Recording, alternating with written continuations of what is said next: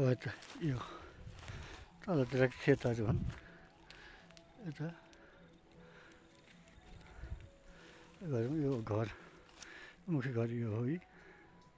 घरको बाहिरतिर त्यहाँ चाहिँ अब यो चाहिँ अब भान्सा किचन कोठा हो अरे देखिहाल्नुभयो भित्रै धुर्सेलुहरू मौरोहरू असुरोहरू यस्तो छ। यतापट्टि अरूहरूको छ।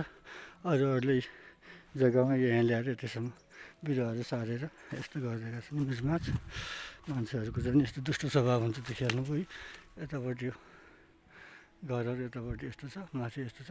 पुतली गाएर अलिकति भत्किएको जस्तो छ। यतापट्टि अब यो घरको पनि अब पिँढी भयो।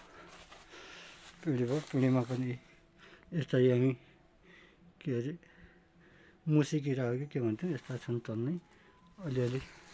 पहिला कौसीतिर हुन्थे, अहिले पिँढीतिर जताततै छन्। अब ढोकाहरू यस्तो छ। साँचो लागेको अवस्था छ। भित्र खाटहरू चाहिँ छन्। यता दुईवटा माथि 4-5वटा खाटहरू यो पनि कुहिएर गएको अवस्था छ। यतापट्टि यस्तो छ।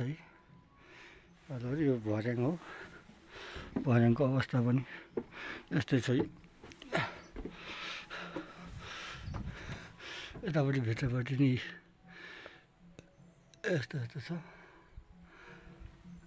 साँचो लागेको छ। यी खाटहरू छन् है। यो भित्रपट्टि यस्तो छ। भित्रपट्टि यही हो। यहाँ पहिला यो मौरीको पाल थियो।